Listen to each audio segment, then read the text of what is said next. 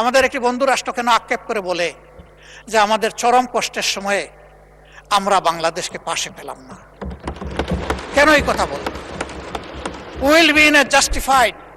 পর্যাপ্ত উপকরণ তুলে না দিয়ে আমরা বলি যে কেন তোমরা আমাদেরকে দিচ্ছ না, এটা হবে অবিচার। আমি কি আমার মজুরি এবং মর্যাদাটা পাবো কাছ থেকে? বুঝে না বুঝে উর্দু শুনে কিছুটা হলেও শিকার চেষ্টা করেছি। ধন্যবাদ তাদেরকে।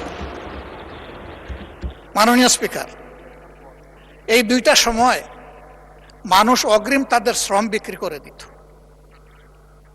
পেটের ক্ষুধায়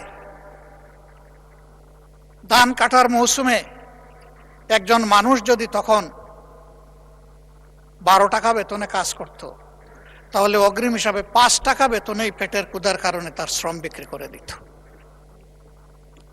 আলহামদুলিল্লাহ, বাংলাদেশ হাঁটি হাঁটি পা পা করে আজকে সেই অবস্থা থেকে উত্তরণ হয়েছে। তবে এটা ঠিক, আমাদের দেশ পরিচালনার দায়িত্ব যাদের উপর ছিল, তারা যদি সততা, দক্ষতা এবং দায়িত্বশীলতার সাথে দেশ পরিচালনা করতেন, তাহলে 54 বৎসর অতীতে ফেলে আসা এই দেশটা আরো বহুদূর এগিয়ে যেত। এই জন্য ক্ষমতায় যখন কেউ থাকেন, তখন তিনি অনেকটা ফিরিস্তার মতো অভিনয় করেন। অন্যদের শুধু দোষ দেখেন, দুর্নীতি দেখেন, অতীতের সব দুর্নীতি দেখেন। ওই মনে পড়ে গেল একজন মেহমানের কথা। উনি খাইতে বসেছেন, তো উনি হাত দেন না, অনেকক্ষণ বসে আছে। যিনি আতিথেয়তা করবেন তিনি এসে বললেন যে আপনি যে হাত দিচ্ছেন না। বলে কিসে হাত দিব? কয়েকটা ভাত দিয়ে রেখেছ, সাথে আর কিছু লাগবে না? যে আপনি না একটু আগে এখানে এসে বললেন। হেই ধুত! আমি এসে জিজ্ঞেস করলাম যে কারে আপনি ধমক দিলেন? কয় না, ওইদিকে একটা পবিত্র ঘরে একটা কুকুর ঢুকতে লাগছিল, এখান থেকে 4000 মাইল দূরে, আমি একটু এখান থেকে তাড়িয়ে দিলাম। বলল, বাহ, আপনি 4000 মাইল দূরের কুকুর দেখলেন, কিন্তু ভাতের নিচের আপনি রুশটা দেখতে পারলেন না।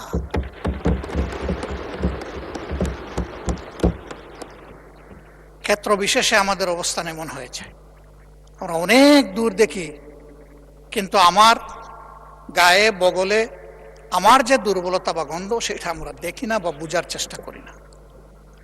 অন্যের দোষের তালিকা তৈরি করা খুবই সহজ।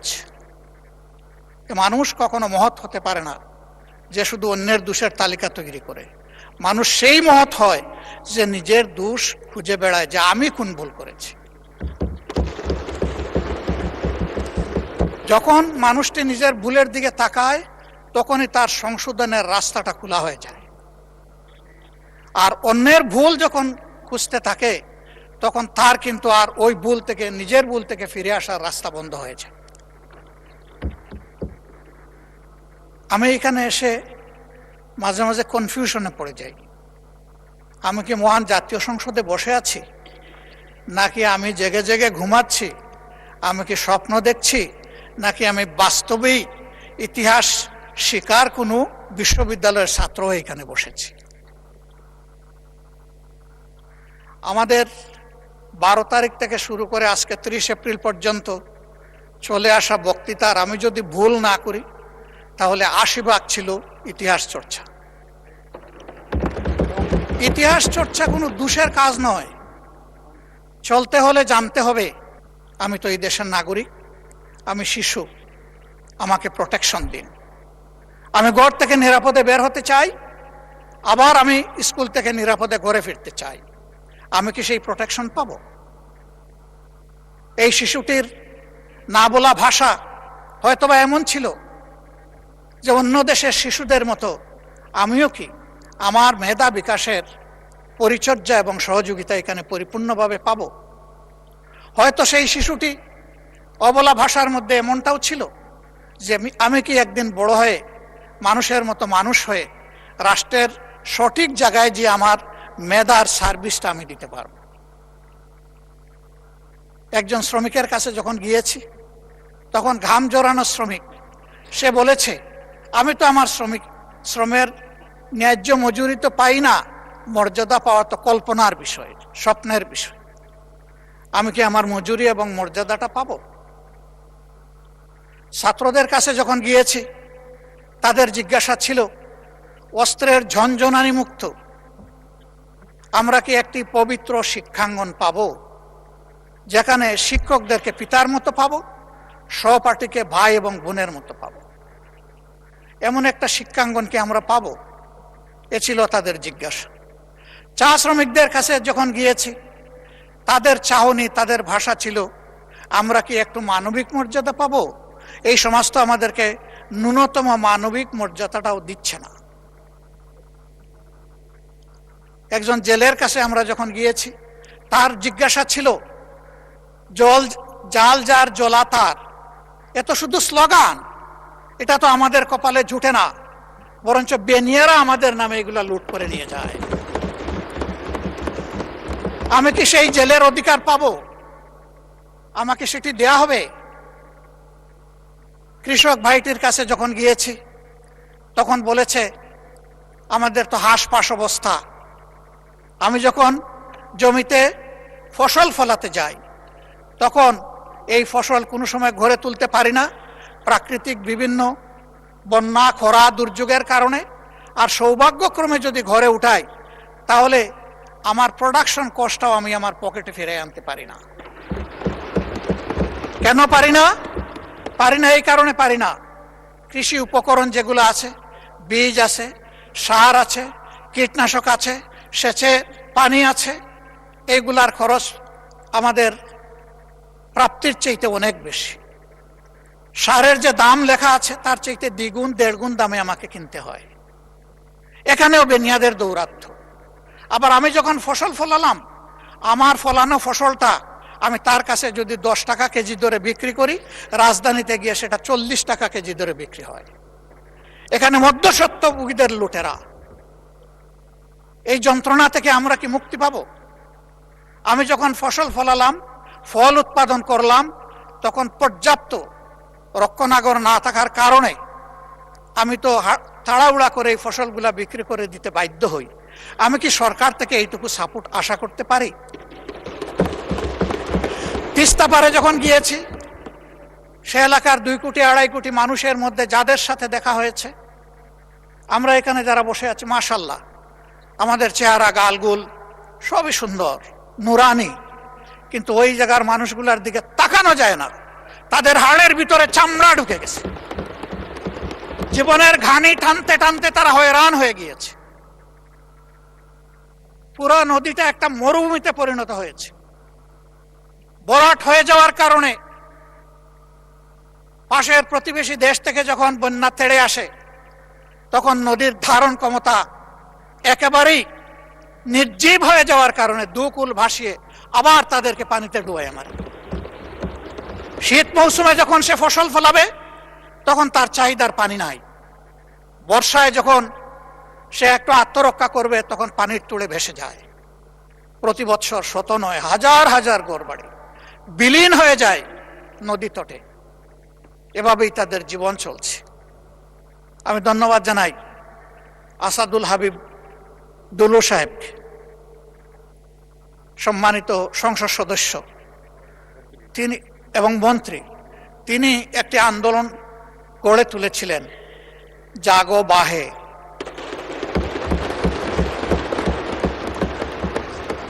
এই জাগা লোকগুলো এখন এই সংসদ, এই প্রধানমন্ত্রী, এই মন্ত্রী পরিষদ, এই সরকার আমাদের সবার দিকে তাকিয়ে আছে। আমাদেরকে তো জাগিয়েছে তো ঠিকই, আমরা কিন্তু আমাদের দাবি এখন বাস্তবায়ন হচ্ছে দেখতে চাই। মাননীয় স্পিকার, তিস্তা মহাপরিকল্পনা বাস্তবায়নের গল্প শুনতে শুনতে মানুষগুলা ক্লান্ত। এখন আর গল্প শুনতে চায় না, এখন তারা পদক্ষেপ দেখতে চায়। আমরা নির্বাচনের সময় কথা দিয়েছিলাম, কে সরকারে আসবে না আসবে আল্লাহ তাআলা নির্ধারণ করবেন। আমরা যদি সে সুযোগ পাই, আমাদের প্রথম পদক্ষেপ হবে তিস্তা নদীতে প্রথম কুদালটা কূপ মেরে। আমরা এখান থেকে শুরু করব। সারা বাংলাদেশ কম বেশি ঘোরার সুযোগ হয়েছে। রিয়েলি তিস্তা পারের মানুষগুলার মতো এত দুর্ভাগ্য পীড়িত মানুষ আমি বাংলাদেশের কোথাও আর দেখি না। অবশ্যই আমাকে তাদের কথা বলতে হবে। আমার কথা এখানে তিস্তা মহাপরিকল্পনা বাস্তবায়ন অতি সত্বর, বিশ্বাসযোগ্য, দৃশ্যমান ভূমিকা নেওয়া হচ্ছে আমরা দেখতে চাই। কারো চোখ রাঙ্গানিকে আমরা পরোয়া করব না। 20 কোটি মানুষের আলহামদুলিল্লাহ আল্লাহ তাআলা 40 কোটি হাত দিয়েছে। প্রত্যেকটি হাত সরকারের পাশে দাঁড়াবে, সরকার যদি সাহস করে এই পদক্ষেপ নেয়। আমি দাঁড়াবো, সবার আগে আমি দাঁড়াবো ইনশাআল্লাহ। মাননীয় স্পিকার, আমাকে একটা আসনের লোকেরা নির্বাচিত করে এখানে পাঠিয়েছে।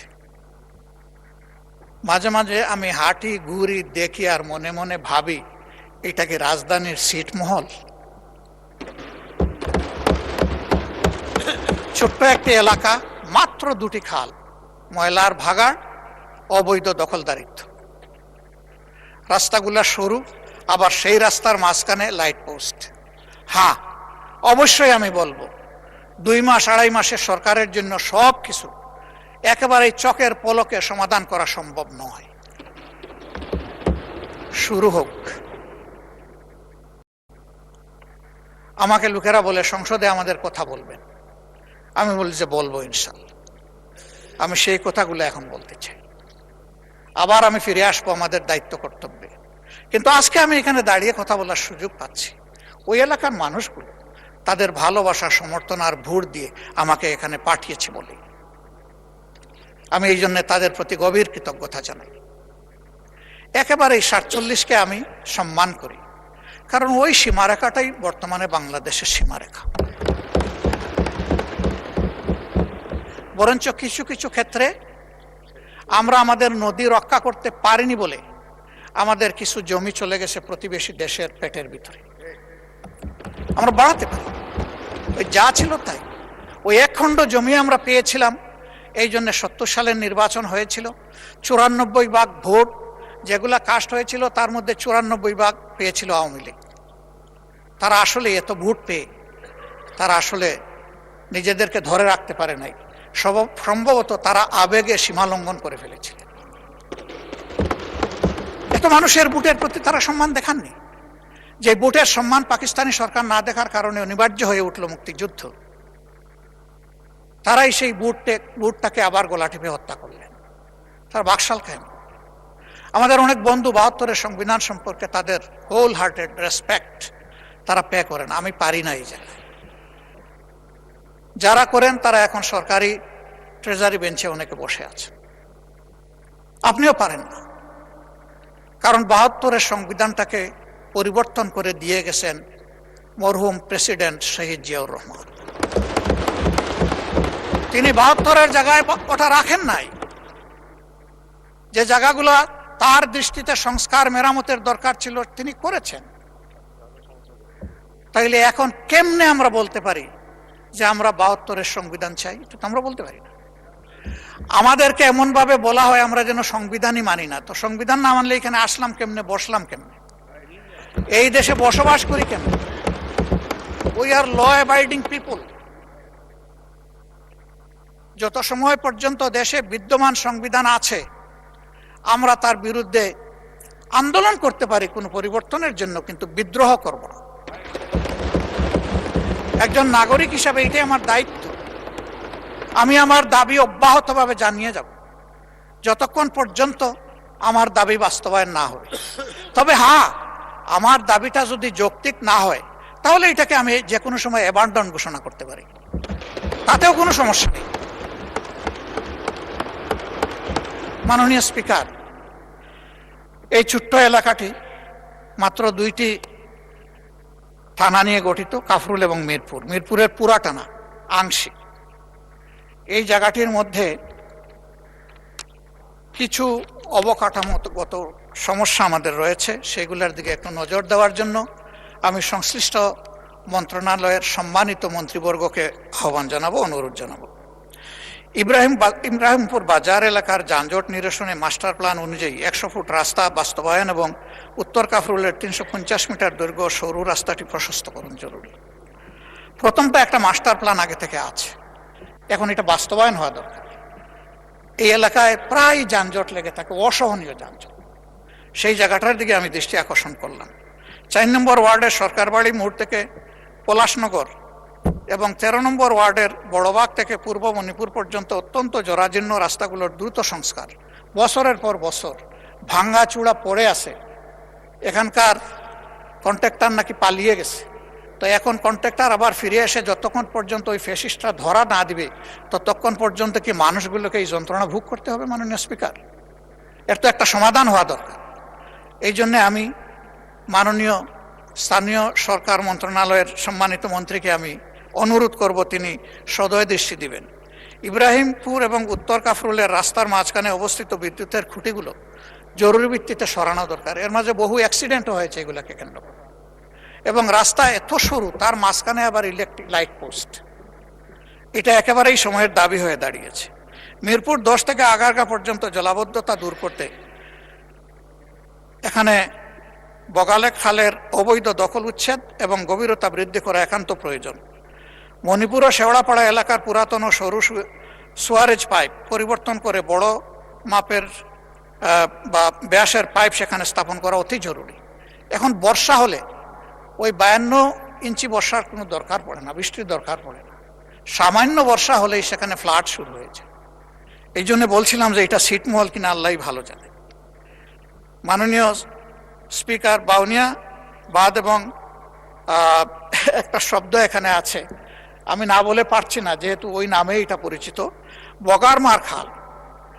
সেই খালের উপর নির্মিত নিচু কালভার্টগুলো পানির স্বাভাবিক প্রবাহে বাধা দিচ্ছে। এইগুলা পুনর্নির্মাণ একান্ত প্রয়োজন। কতগুলো এলাকায় পানির জন্য এখন হাহাকার। গ্রামাঞ্চলে সুপেয় পানি পায় না, সেখানে হয়তো আর্সেনিক যুক্ত পানি, কিন্তু পানি পায়। আর এইখানে পানিই পাচ্ছে না। এইটা একটা ছোটখাটো কারবালায় পরিণত হয়ে গেছে। আবার বিশেষ করে গত 1 মাস ধরে এই প্রবলেমটা খুব মারাত্মক আকার ধারণ করেছে। কি জন্যে আমি ঠিক জানি না। এই বিষয়ে ওয়াসার এমডির সাথে কথা হয়েছে, সংশ্লিষ্ট তাদের কথা হয়েছে, কিন্তু এখন পর্যন্ত তার কোনো সমাধান হয়নি। আমি লোকদের কাছে যাই, বলে কিচ্ছু দরকার নাই, আমাদেরকে বাঁচার জন্য 1 ফোঁটা পানি দেন। মাননীয় স্পিকার, আমি অত্যন্ত বিনয়ের সাথে অনুরোধ করব যে এই যে এলাকাগুলোয় পানির জন্য লোকেরা হাহাকার করছে, আমি এই নামগুলো অনেক দীর্ঘ, আমি এখানে পড়ে আপনার সময় নষ্ট করছি না, এগুলা সবাই জানে। আমি শুধু অনুরোধ করব যে এই পরিত্যক্ত এলাকাটাকে একটু শনাক্ত করে যেন তার প্রতি সঠিক মনোযোগ দেওয়া হয়। আইন শৃঙ্খলা এবং সামাজিক সুরক্ষার ক্ষেত্রে সব জায়গায় যে প্রবলেম, এখানেও সেই একই প্রবলেম, মদ, মাদকতা, কিশোর গ্যাং। এর সাথে সারা দেশের মতো এখানেই সীমাহীন, বলগাহীন, লাগামহীন চাঁদাবাজি। ফুটপাত দখল করে চাঁদা নিয়ে লোকদেরকে রাস্তার মধ্যে বসাই দেওয়া হয়েছে। এর বাইরেও যারা নিজ নিজ ব্যবসা প্রতিষ্ঠানে ব্যবসা করেন তাদেরকেও চাঁদা দিয়েই ব্যবসা করতে। 5 আগস্টের পর আমরা কি এমন একটা বাংলাদেশ চেয়েছি? মাননীয় স্পিকার, কে চাঁদাবাজ আমি এটা শুনতে চাই না। চাঁদাবাজ আমি হলেও আমারও হাতে হ্যান্ডকাপ পরানো হোক। চাঁদাবাজ কোনো দলের হতে পারে না, এরা দলের নাম ভাঙানো বর্ণচূড়া। এদেরকে শনাক্ত করে এই সংসদ থেকে আমরা শপথ নেই যে এই চাঁদাবাজদেরকে যে কোনো মূল্যে বাংলাদেশ থেকে নির্মূল করব ইনশাআল্লাহ।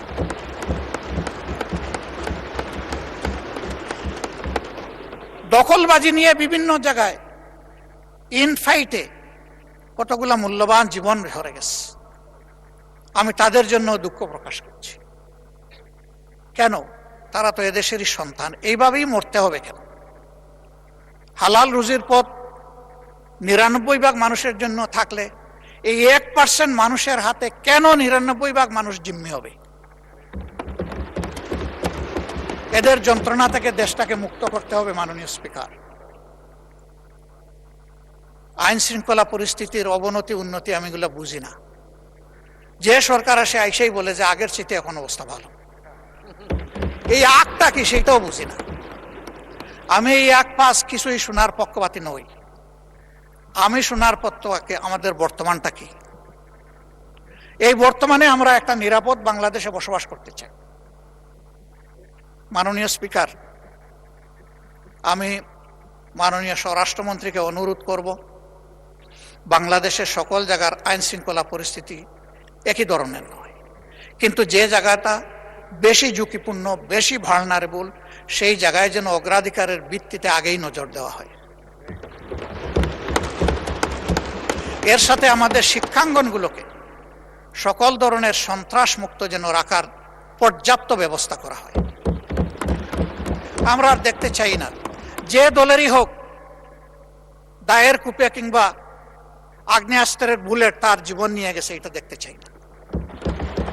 আমরা দেখতে চাই শিশু হয়ে ঢুকবে, পরিণত মানুষ হয়ে ওখান থেকে বের হবে, দক্ষ নাগরিক হয়ে বের হবে, নৈতিকতাবোধ সম্পন্ন নাগরিক হয়ে বের হবে, দেশপ্রেম বুকে নিয়ে বের হবে, দেশ গড়ার অঙ্গীকার নিয়ে বের হবে। আমরা সেই শিক্ষা প্রতিষ্ঠানটা দেখতে চাই। মাননীয় শিক্ষামন্ত্রী আছেন, যদি দেশকে এত কিছু দিতে পারলেন, প্রথম এবং দ্বিতীয় অবস্থান কি দিল সেটা এখন পর্যালোচনার দাবি রাখে। এবং এইখানে রাষ্ট্রের দায়িত্ব কতটুকু, দায় কতটুকু, সেটাও পর্যালোচনা করতে দাবি। তাদের হাতে যদি পর্যাপ্ত উপকরণ তুলে না দিয়ে আমরা বলি যে কেন তোমরা আমাদেরকে দিচ্ছ না, এটাও হবে অবিচার। এই জন্য আমি দাবি করব বাজেট অধিবেশন সন্নিকটে সর্বাধিক গুরুত্ব যেন শিক্ষা এবং স্বাস্থ্যে দেওয়া হয়।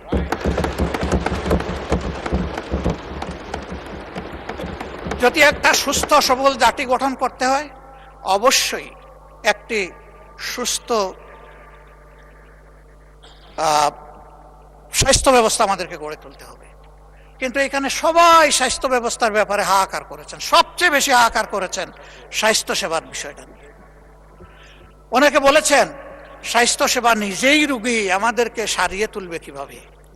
সঠিক, 1000 শয্যা বিশিষ্ট হাসপাতালে রোগী ভর্তি থাকে 3700।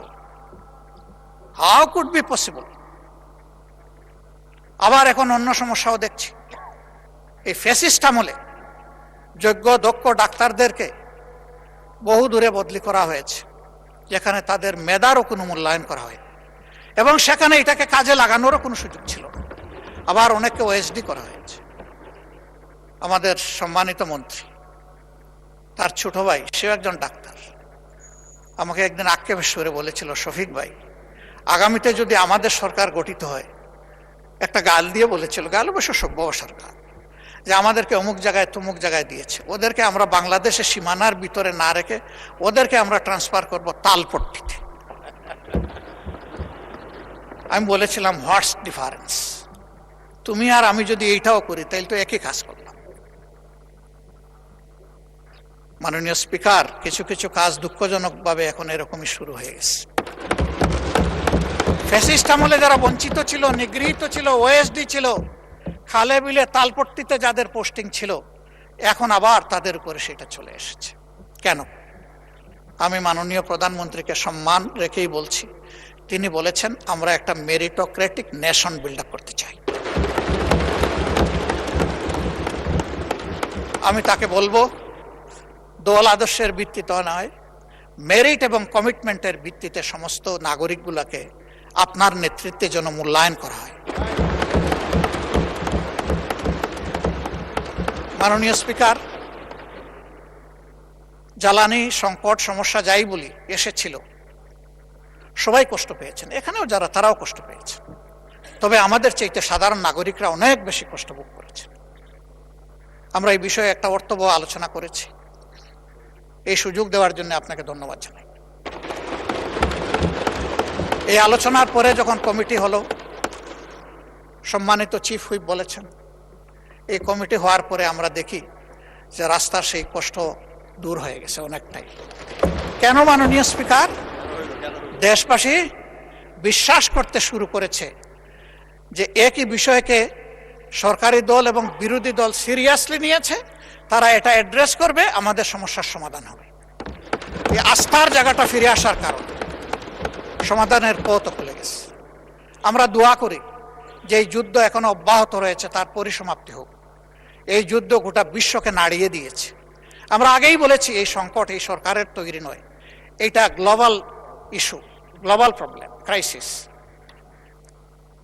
আমরা এই জায়গায় দেখতে পাচ্ছি যে আমাদের পররাষ্ট্রনীতিতে আমরা অতীতের যে নিয়ম ছিল, শহীদ প্রেসিডেন্ট জিয়াউর রহমান কারো মুখের দিকে তাকাইয়া তার পররাষ্ট্রনীতি পরিচালনা করেন না,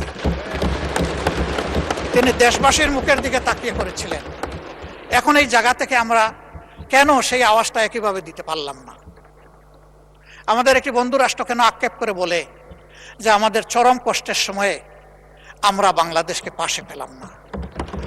কেন এই কথা বল? Will be in a justified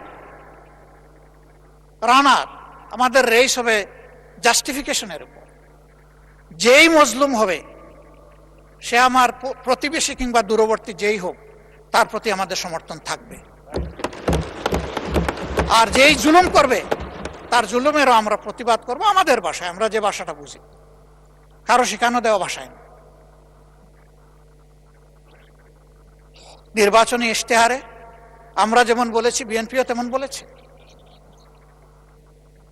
যে আমাদের পররাষ্ট্রনীতি হবে স্বাধীন পররাষ্ট্র, সবার আগে বাংলাদেশ।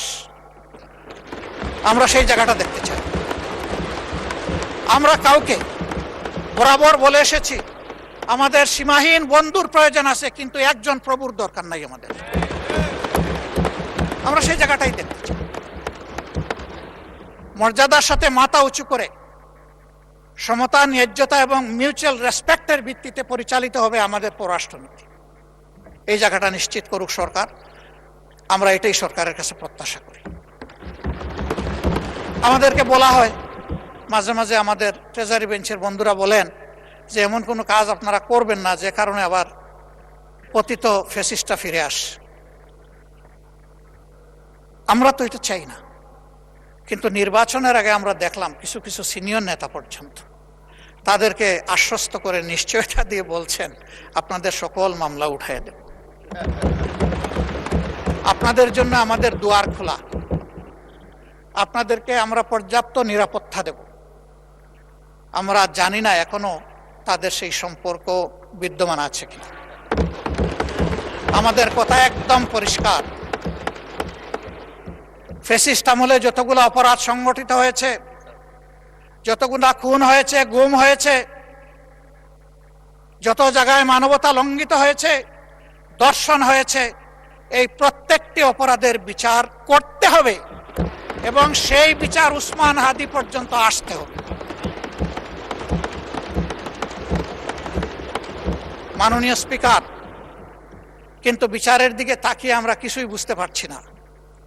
বিচারের অঙ্গনে কি সবুজ পতাকা উঠছে না লাল পতাকা উঠছে না কালো পতাকা উঠছে, বুঝতে পারছি না।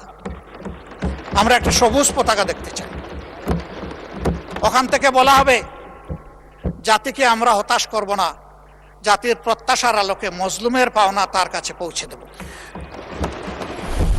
না হলে শহীদরা, শহীদদের আত্মা, তাদের আপনজন, গুমের শিকার লোকগুলো তাদের আপনজন, দর্শনের শিকার হয়ে যে মা কেঁদেছে, যার চোখের পানিতে হয়তো একটা নালা নদী তৈরি হয়ে গেছে, তাদের আত্মা আমাদেরকে অভিশাপ দেবে। এই অভিশাপের ভার এই পার্লামেন্টের বহন করা ঠিক হবে না। মাননীয় বিরোধী দলের নেতা, আর কতক্ষণ সময় লাগবে? আপনি যতক্ষণ দিবেন। না, আপনার কতক্ষণ লাগবে? আপনি সারা রাত দিলে আমি রাজি আছি, 2.5 ঘন্টা দিলে রাজি আছি, 4 ঘন্টা দিলেও রাজি আছি। এটা আমার পাওনা। আপনি বলবেন সবাই পাইছে আধা ঘন্টা 20 মিনিট, আপনি একটা যৌক্তিক সময় নিন। আমি একটা যুক্তি দিয়ে যৌক্তিক সময় নিচ্ছি। যখন কার্য উপদেষ্টা কমিটির বৈঠকে 42 ঘন্টা সময় নির্ধারণ করা হয়েছিল এটার জন্য, তখন আমি বলেছিলাম যে এটা 50 ঘন্টা করেন। এইটা নিয়ে আমাকে 2 বার খুঁটা দিয়েছেন আমার সম্মানিত একজন সংসদ সদস্য এবং তার সূত্র ধরে আরো কয়েকজন। খুঁটাটাই যখন খাইলাম মাননীয় স্পিকার, তখন পুরা সময়টাকে আমার পাওনা নয়? ওটা চান, সেই দিক থেকে আপনি বিবেচনা করেছেন, আপনাকে ধন্যবাদ মাননীয় স্পিকার। তা আমি এত চাইবো না, 4 ঘন্টাও চাইবো না, কমপক্ষে 2.5 ঘন্টাও চাইব না, আমি শেষ করে দিচ্ছি, আমি সেই দিকে আগাচ্ছি। আমার বক্তব্যে যদি কোনো ধৈর্যচ্যুতি ঘটে আমি মাপ চেয়ে নিচ্ছি। মাননীয় স্পিকার, এই বাংলাদেশটাকে আমরা সবাই বলি যে আসেন ঐক্যবদ্ধভাবে এগিয়েছে, তো ঐক্যবদ্ধভাবে এগিয়ে যেতে হলে আসলে মানসিকতায় আমাদের সবার পরিবর্তন আনতে হবে। পরিবর্তন বক্তব্যে নয়, পরিবর্তন আনতে হবে মানসিকতা। সেটা কি? সেটা আর কিছু নয়, let us agree to disagree. আমার ওপিনিয়ন আমি দেব, আপনার ওপিনিয়ন আপনি দেবেন, আমারটা আপনি শ্রদ্ধা ভরে শুনবেন, আপনারটা আমি শ্রদ্ধা ভরে শুনব। এরপরে যা যৌক্তিক তা নিয়ে আমরা সামনে এগিয়ে যাব। আমরা যদি এতই ক্ষিপ্তা বিরোধী দল হতাম তাহলে মাননীয় প্রধানমন্ত্রীর এই প্রস্তাবে আমরা সাড়া দিতাম না। আমরা তো বিরোধী দলকে ভালোবাসি না, আমরা তো এখানে বিরোধী দলকে প্রতিনিধিত্ব করতে আসি নাই, আমরা এখানে এসেছি 20 কোটি মানুষের জন্য কথা বলতে। আমরা প্রথম দিনই বলেছি সকল ভালো কাজে সহযোগিতা, আর যখনই ভুল দেখব তখনই আমরা কিন্তু প্রতিবাদ করব, আমরা চুপ করে বসে থাকবো না। মাঝে মাঝে এখান থেকে আমাদেরকে বলা হয় এইভাবে চলবেন, ওইভাবে চলবেন, না চললে এই হবে। আসলে কি হবে সেটা দেখতে দেখতেই তো বাংলাদেশিরা আজকে এই জায়গায় এসে দাঁড়িয়েছে। এটা মজলুমের মিলন মেলা, আমরা সবাই দেখে দেখে এখানে এসেছি। আর কপালে যদি ওই দেখা থাকে আরেকবার দেখবো, অসুবিধা কি? জনগণের জন্য কাজ করতে গিয়ে একবার কেন 100বার দেখবো, তাতে অসুবিধা কি? এতেও কোনো অসুবিধা নাই। হ্যাঁ, আমি সর্বশেষ উদাহরণ দেব, যখন কেউ ক্ষমতায় থাকে তখন ওই রকমই কথাবার্তা সুন্দর করে বলে, গলার আওয়াজ বেড়ে যায়, চেহারার ভাবমূর্তি অন্যরকম হয়ে যায়। এই যে আমাদের জুলাই যোদ্ধারা যারা নেতৃত্ব দিচ্ছিল, আমাদের তরুণ যুব সমাজ, তাদেরকেও তো ডিবিটে নিয়ে অনেক কিছু করা হয়েছে, কাণ্ডকার। তাদের সেই দিনের করুণ আহাজারি আর্তনাদ জাতি দেখেছে, বিশ্ব দেখেছে, কিন্তু তাই দিয়ে কি আন্দোলন দমানো গেছে? তাই বলে কি এদেরকে দমানো গেছে? এটা হয় না। চাবুক পিঠে দিতে পারবেন, কিন্তু চাবুক আপনি হৃদয়ের উপরে দিতে পারবেন না। কাজেই আমাদের ভাষা যদি হয় পরস্পরকে শ্রদ্ধা করে, পরস্পরকে মেনে নিয়ে সম্মান করে, ইনশাআল্লাহ নতুন বাংলাদেশ দেখবে। এখানে মাঝে মধ্যে আমি ধারণা করি যে কিছু শিক্ষা প্রতিষ্ঠানের শিক্ষার্থীরা এসে এখানে বসেন, তারা অবজার্ভ করেন। উই ডু স্যালিউট এই উদ্যোগ নেওয়ার জন্য। ওরা যেন এখানে এসে আমাদের দ্বারা অনুপ্রাণিত হয়। ইয়েস, আমরা আমাদের এনসিস্টরদের সত্যিকারের এনসিস্টর হিসাবে পেয়েছি। আমরা গর্বিত সাকসেসর হতে চাই তাদের। আমাদের সব কিছু দেখে যেন তাদের মধ্যে সেই উদ্দীপনাটা আসে। ইতিহাসের বিশাল কুপাকুপির পরে কোনো সম্মানিত সদস্য একেবারে শেষে এসে বলেন যে এগুলা বাদ দিয়ে আসেন, আমরা ঐক্যবদ্ধভাবে এগিয়ে যাই। তা আগে দাগ উড়ালগুলা ফেলে দেন, ওই কুপাকুপিগুলা আমরা বাদ দেই, সেটা আমিই দেই আর ওখান থেকেই দেওয়া হোক। ওগুলা ফেলে দিয়ে যখন ঐক্যের ডাক দেওয়া হবে, সেই ডাকটা তখন হবে কার্যকর ডাক। মাননীয় স্পিকার, আমি বুঝতে পারছি আমার সময় সংকেত বেজে উঠেছে, আমি আর বেশি সময় নেব না। আমি 1 মিনিট কথা বলে বিদায় নিচ্ছি। কি ভাই এটা? জি জি, না সেটা তো ভিন্ন ব্যাপার, আমার বক্তব্য আমি শেষ করছি। আমি শুধু এতটুকু বলবো যে ভাই, অতীতকে স্মরণ রাখা ভালো, ইতিহাস শিক্ষা ভালো, কিন্তু ইতিহাসকে নিয়ে পড়ে থাকলে আমরা নিজেরা ইতিহাস তৈরি করতে পারবো না। ইতিহাসকে ইতিহাসের জায়গায় রেখে আসুন আমরা এগিয়ে যাই। আমার কথায় কেউ যদি কষ্ট পেয়ে থাকেন ক্ষমা চাই। ভালো যদি কিছু বলে থাকি, আল্লাহ আগে আমাকে আমল করার তৌফিক দেন এবং আমাদের সবাইকে এটা মানার তৌফিক দেন। আমি একটা কৈফিয়ত না দিয়ে পারছি না। মাননীয় প্রধানমন্ত্রীর পরিবারকে জড়িয়ে যারা অশ্লীল আচরণ করেছে, উনি এখনো বিচার চান নাই, আমি তার পক্ষে তাদের বিচার চাই।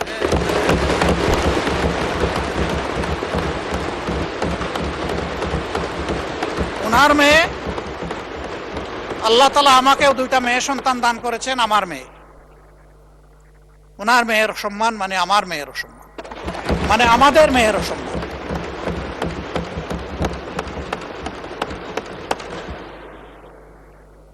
এই ইতর প্রাণীগুলা কারা,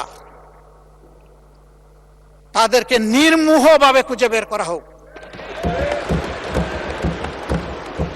প্রিকনসেপ্ট কোন আইডিয়া থেকে নয়, ব্লেম গেমের জায়গা থেকে নয়, ভেরি ট্রান্সপারেন্টলি এটা বের করে আনা হোক।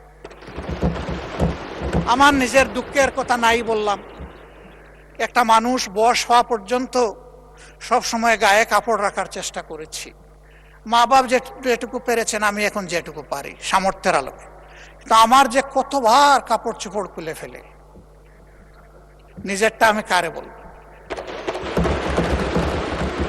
মাননীয় স্পিকার, কি শিখাচ্ছি, কাদেরকে প্রশ্রয় দিচ্ছি? মনে রাখবেন, আমাদের কেউ যদি এদেরকে প্রশ্রয় দেয়, একদিন এরা আমাদেরও কাপড় নিয়ে টান দেবে। এই নোংরা ধারা বন্ধ হওয়া উচিত। এর অস্ত্র সরকারের হাতে, আমরা সরকারকে পূর্ণ সহযোগিতা করব। সকল টেকনোলজি কাজে লাগিয়ে প্রথমত বলবো যে এই নোংরামি বন্ধ করার পথ বাহির করুন, গোটা ফিল্টার করে আউট করুন। তারপরে বলবো ইনসিডেন্টালি ওর অ্যাক্সিডেন্টালি কিছু হয়ে গেলে সেইটার কঠোর ব্যবস্থা নেই।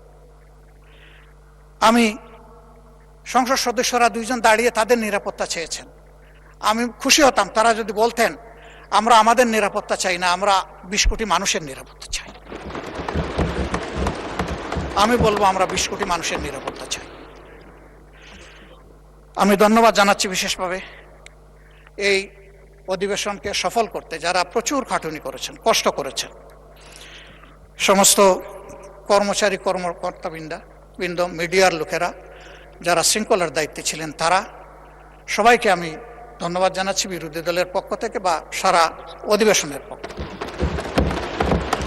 অতীতের রেওয়াজ এইটাকে সামনে রেখে, এইটা তাদের পারিশ্রমিক নয়, তাদের প্রতি সম্মান এবং ভালোবাসার নিদর্শন স্বরূপ আমি অনুরোধ করব মাননীয় স্পিকার, আপনি তাদের এক মাসের পরিমাণ বেতনের একটা ইনসেন্টিভ তাদের হাতে এই অধিবেশন শেষ হওয়ার সাথে সাথে সেই সিদ্ধান্তটি আপনাকে নেওয়ার জন্য আমি আমার সমস্ত কর্মকর্তা কর্মচারী ভাই বোনদের পক্ষ থেকে আমি আপনাকে অনুরোধ জানাচ্ছি।